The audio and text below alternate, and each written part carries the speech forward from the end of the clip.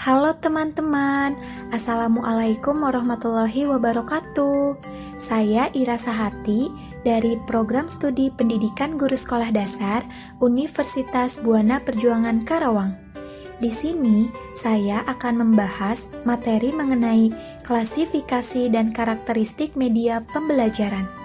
Materi ini merupakan salah satu bagian dari mata kuliah pembelajaran berbasis multimedia. Langsung saja, yuk ke pembahasan yang pertama. Nah, di sini ada pengertian multimedia.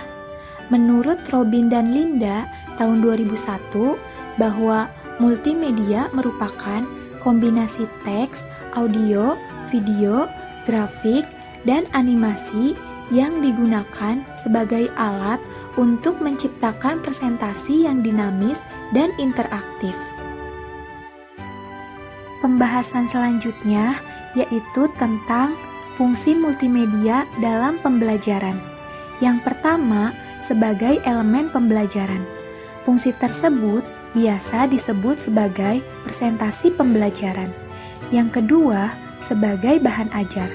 Multimedia dapat digunakan sebagai bahan ajar bagi siswa sehingga pembelajaran di kelas tidak monoton. Yang ketiga, sebagai media pembelajaran. Multimedia sebagai media pembelajaran memudahkan guru dan siswa dalam menerapkan berbagai macam metode yang telah direncanakan.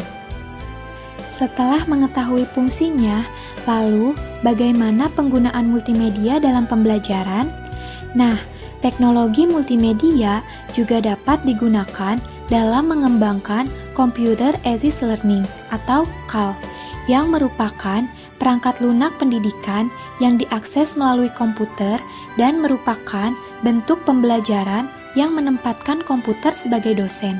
Jadi, pada intinya, CAL merupakan media ganda yang terintegrasi yang dapat menyajikan suatu paket ajar yang berisi komponen visual dan suara secara bersamaan.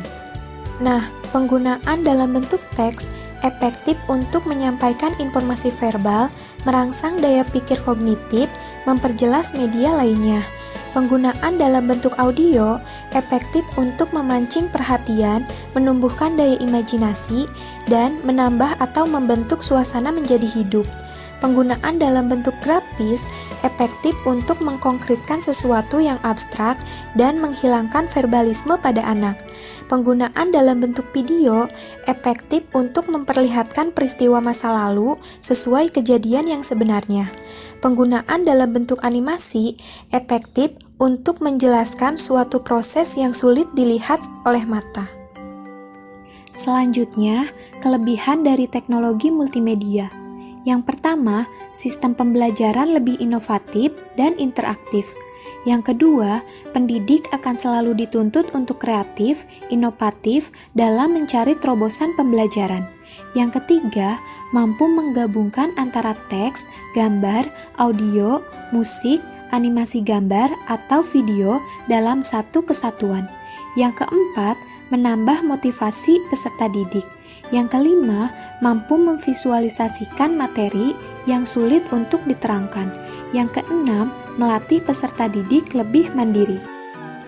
Pembahasan yang terakhir yaitu tentang klasifikasi dan karakteristik multimedia pembelajaran di SD.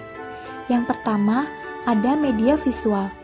Media visual merupakan media yang menyampaikan pesan melalui penglihatan pemirsa atau media yang hanya dapat dilihat. Jenis media visual terbagi menjadi dua. Yang pertama, media visual proyeksi. Yang kedua, media visual non-proyeksi. Selanjutnya, media audio. Media audio merupakan media yang mengandung pesan dalam bentuk auditif yang dapat merangsang pikiran, perasaan, perhatian, dan kemauan anak untuk mempelajari isi tema. Klasifikasi dan karakteristik multimedia pembelajaran di SD selanjutnya yaitu ada media audiovisual. Media audiovisual merupakan kombinasi dari media audio dan media visual atau biasa disebut dengan media pandang dengar. Selanjutnya yaitu ada media cetak. Media cetak merupakan sebuah media penyampai informasi yang memiliki manfaat dan terkait dengan kepentingan orang banyak. Lalu, klasifikasi dan karakteristik dari multimedia selanjutnya yaitu ada media model. Media model merupakan media 3 dimensi yang merupakan tiruan dari beberapa objek nyata. Selanjutnya, media realita.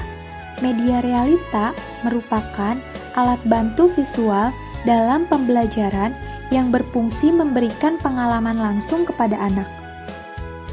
Nah, media model atau alat peraga langsung ini merupakan komponen penentu aktivitas belajar.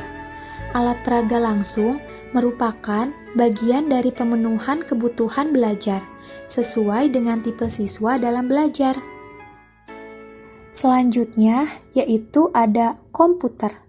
Komputer merupakan alat yang digunakan untuk mengolah data menurut prosedur yang telah dirumuskan. Nah, komputer pada masa perkembangan saat ini juga masih digunakan dalam pembelajaran. Selanjutnya yang terakhir yaitu multimedia.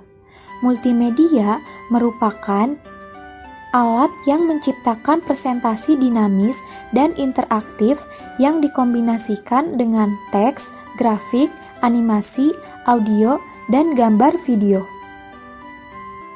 Nah, mungkin itu saja pembahasan materi tentang klasifikasi dan karakteristik pembelajaran multimedia. Semoga bermanfaat. Wassalamualaikum warahmatullahi wabarakatuh.